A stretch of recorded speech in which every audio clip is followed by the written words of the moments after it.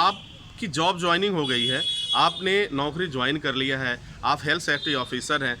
अचानक आपसे एक दिन आपका एम्प्लॉयर ये कहता है कि हमें कुछ कॉन्ट्रैक्टर को लेना है, कुछ कॉन्ट्रैक्टर हमें सेलेक्ट करने हैं, कुछ ठेकेदार हमें रखने हैं जो हमारे काम को जल्दी पूरा करें। तो उस कॉन्ट्रैक्टर को सेलेक्ट करने के लिए आपको ज़िम्मेदारी दे दी गई।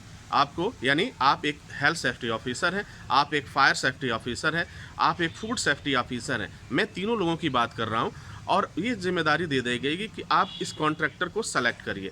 तो dear students and my dear friends, उस समय हमारे पास एक समस्या आती है कि हम किस आधार पे उस कॉन्ट्रैक्टर को सेलेक्ट करें। तो अगर आपसे मैं पूछूं कि आप किस आधार पे उस कॉन्ट्रैक्टर को सेलेक्ट करेंगे, तो आप क्या करेंगे? एज ए सेफ्टी ऑफिसर, आप चाहे हेल्थ सेफ्टी ऑफिसर हो, फायर सेफ्टी ऑफिसर हो या फूड सेफ्टी ऑफिसर हो, उस कॉन्ट्रैक्टर को सेलेक्ट करने के लिए, उस ठेकेदार को सेलेक्ट करने के लिए आप क्या करेंगे? वो कौन सा तरीका अपनाएंगे कि आपको बेस्ट कॉन्ट्रैक्टर मिल जाए?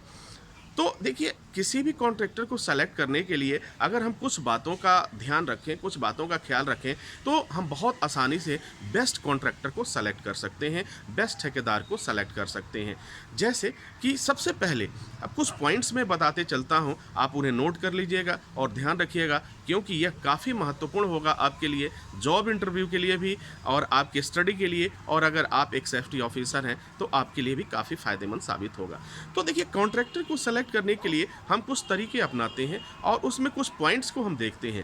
पहला पॉइंट कि सबसे पहले हम ये चेक करेंगे कि क्या उस कॉन्ट्रैक्टर के पास उनकी खुद की पॉलिसी है या नहीं है। अगर वो पॉलिसी है तो किस तरह की पॉलिसी है उसको हम एक बार चेक करेंगे, एक बार देखने का प्रयास करेंगे। दूसरी बात अगर मैं बात करूं, तो पॉलिसी के बाद का दूसरा नंबर होता है कि आप जहां भी काम कर रहे थे, आपका प्रीवियस जो एम्प्लॉयर था या फिर करंट में आप जो काम कर रहे हैं, तो वहाँ पर उस करंट में जो काम कर रहे हैं तो वहाँ पे किस तरीके से आपका काम होता था। क्या आपका रिस्क असेसमेंट होता था कि नहीं होता था? अगर होता था तो कौन करता था?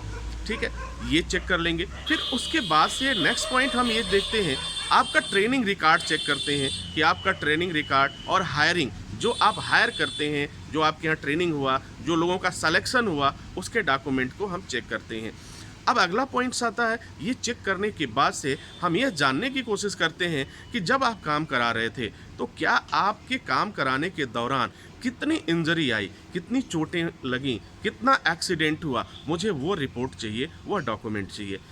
फिर नेक्स्ट अगर मैं बात करूं, इसके अलावा और भी हम बातों पे कंसीडर करते हैं।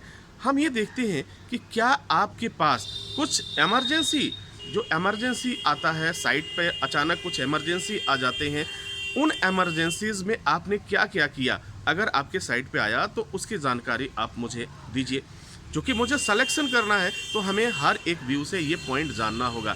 आगे की बात करते हैं, जब इतने डॉक्यूमेंट्स को हम चेक कर लेते हैं तो फिर आगे हम ये चेक करते हैं कि क्या आप किसी ऐसे ऑर्गेनाइजेशन से बिलोंग करते हैं या उसके मेंबर्स हैं जहां पर आपको सपोर्ट मिलता है, या फिर अगर कुछ इस तरह के कंडीशंस आते हैं तो वो आपको सपोर्ट करते हैं, या फिर उनका सर्टिफाइड हैं आप, उनसे सर्टिफिकेट उन्होंने आपको सर्टिफाइड किया है। जैसे कई ऑर्गेनाइजेशन हैं, अगर वह ऑर्गेनाइजेशन के मेंबर हैं तो ये हमारे लिए बेहतर होगा।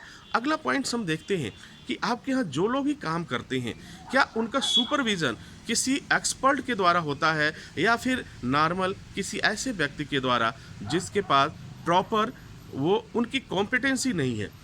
अगर उनकी कॉम्पिटेंसी नहीं है, वह कॉम्पिटेंट पर्सन नहीं है, तो शायद हमारे लिए प्रॉब्लम्स होगी। तो अगर इन पॉइंट्स पे हम कंसीडर करें तो निश्चित रूप से हम एक बेहतर कॉन्ट्रैक्टर सेलेक्ट कर सकते हैं, क्योंकि हम ये जानते हैं कि बगैर कॉन्ट्रैक्टर का कोई भी कंपनी इस समय वर्क नहीं करती है। तो अच्छा कॉन्ट्रैक्टर सेलेक्ट करने के लिए ये पॉइंट्स हैं, इन पॉइंट्स पर आप कंसीडर करिए और देखिए, डेफिनेटली आप बहुत अच्छा कॉन्ट्रैक्टर सेलेक्ट कर पाएंगे और यह आपके लिए बेस्ट प्रैक्टिस होगा। तो डियर स्टूडेंट, इसमें बहुत सारी बातें छुपी हुई हैं। अगर आप इस चीज़ को समझेंगे तो आपका इंटरव्यू से लेकर आप जॉब इंटरव्यू से लेकर एग्ज़ाम से लेकर के और तमाम तरह का जो कॉन्वर्सेशंस होता है उसके लिए आपको काफ़ी ये यूज़फुल होगा।